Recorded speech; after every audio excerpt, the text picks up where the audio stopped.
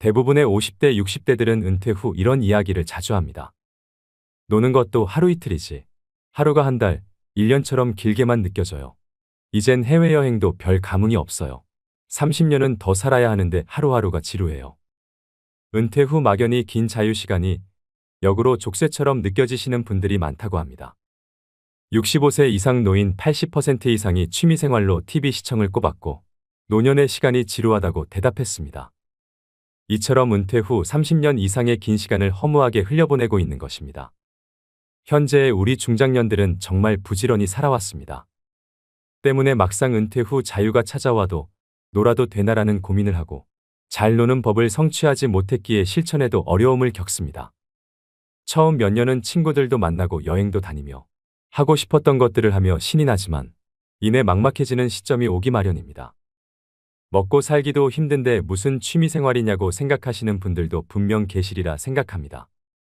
하지만 아무런 취미생활 없이 노후 생활을 보내게 되면 자존감이 낮아지고 우울증에 걸리게 될 확률도 높아지게 됩니다.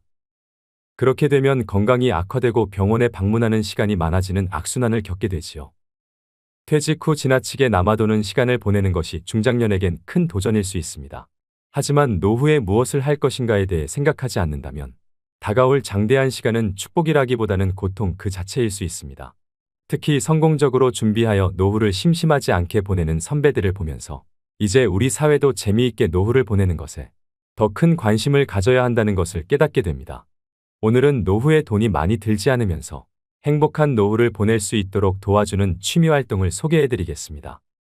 첫 번째는 탁구입니다. 우선 탁구의 제일 큰 장점은 다른 운동보다 근력과 체력이 덜 요구되어 남녀노소 같이 즐길 수 있습니다. 시간당 칼로리 소비량은 강도 높은 자전거, 수영, 달리기 운동과 비슷한 에너지 소비량을 자랑합니다. 30분당 300칼로리 이상을 소모하므로 다이어트에도 효과적입니다. 또 심혈관 건강에 좋습니다. 탁구를 한 달만 해도 심폐기능이 향상되고 체력이 높아지는 것을 느낄 수 있습니다. 심폐기능이 개선되고 체내 지방 성분이 줄어들어 혈관이 강화됩니다. 당뇨와 고지혈증, 고혈압 등 거의 모든 성인병은 혈관의 노폐물과 지방성분 증가로 발생하는데 탁구를 하면 빠르게 없앨 수 있을 정도로 건강에 효과적인 운동입니다. 또 탁구는 저렴한 비용과 더불어 공간 제약과 날씨의 영향이 적습니다. 공간을 적게 차지하고 날씨의 영향을 받지 않기 때문에 운동하고 싶을 때 언제든 할 수 있다는 자유로움이 있습니다. 집중력도 높일 수 있고 가볍게 운동하면서 부상 위험이 적은 스포츠이기 때문에 80대까지 무리 없이 즐길 수 있는 취미입니다. 두 번째는 독서입니다. 매일 책을 조금씩 읽는 것만으로도 두뇌의 정신활동이 자극이 됩니다. 한 연구에 따르면 독서는 뇌의 노화 방지에 높은 효과가 있기 때문에 알츠하이머 및 치매와 같은 정신장애를 늦춘다고 합니다.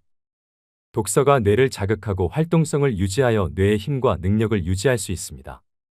평소 짧은 영상, 자극적인 영상 등 주변에 노출되어 있는 많은 것들이 우리의 집중력을 떨어뜨리고 게으르게 만듭니다. 하지만 독서를 하는 동안 집중력을 향상시킬 수 있습니다. 또 노후의 독서는 무언가에 몰두할 수 있는 정신적인 공간을 제공하면서 노년의 일상적인 걱정으로부터 덜어주는 역할을 합니다. 매일 책 10장씩이라도 읽는 습관을 들이셔서 건강한 뇌와 정서적 안정감을 얻으시길 바랍니다. 이처럼 독서는 노후에 꼭 필요한 취미활동입니다. 세 번째는 걷기입니다. 걷기는 노후 운동으로 가장 기본적이면서도 인기 있는 운동 중 하나입니다. 나쁜 콜레스테롤과 중성지방 수치를 떨어뜨려 심혈관계 질환 예방에 도움이 됩니다. 특히 맨발 걷기는 발바닥 전체를 지압하는 효과가 있어 혈액순환을 촉진하고 신진대사를 활성화해 보이지 않는 속 건강을 지키는 데 이롭습니다. 또 걷기는 수면 호르몬 분비를 촉진해 수면의 양과 질을 동시에 개선시킬 수 있으므로 평소 불면증이 있는 사람에게 효과적입니다. 우울증 완화에도 큰 도움이 되는데요. 맑은 공기를 마시고 햇볕을 쬐면 행복 호르몬이라고 불리는 세로토닌 분비가 촉진되어 불안감과 우울감 등이 완화됩니다. 중년 여성들이 흔히 겪는 갱년기 증상 완화에도 큰 도움이 됩니다. 몸이 나빠지는 걸 막고 지금의 건강을 유지하는 데는 걷기만한 운동이 없습니다. 걷는 습관이 쌓이면 인생 후반에 보다 건강한 모습으로 되돌려받을 것입니다. 네 번째는 그림 그리기입니다. 어느 한 연구에서는 그림 그리기는 기분을 좋게 만드는 신경전달 물질인 도파민을 증가시키고 스트레스 호르몬을 줄여준다고 합니다. 실제로 저도 그림 그리는 취미를 가지고 있는데요.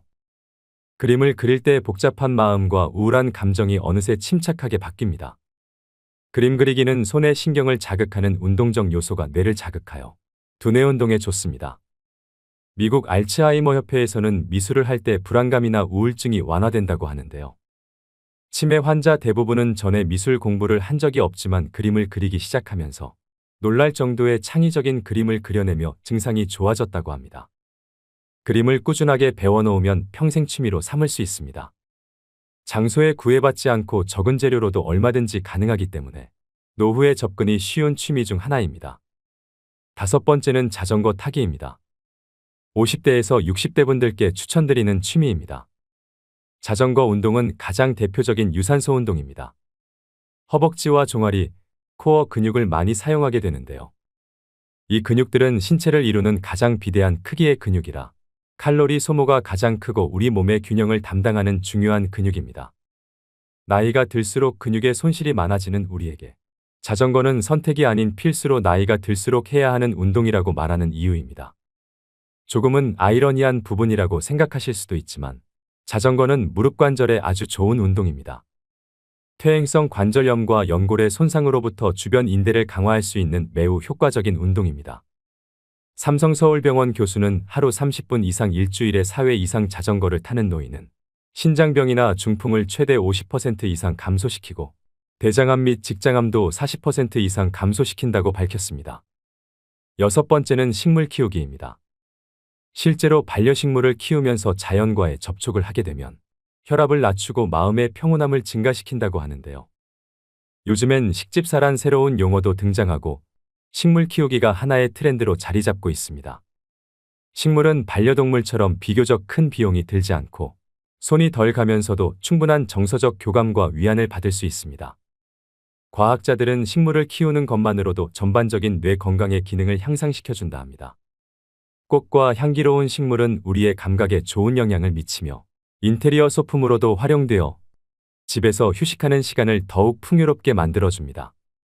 또 식물은 공기를 정화시켜주어 건강과 깨끗한 환경에도 많은 영향을 줍니다.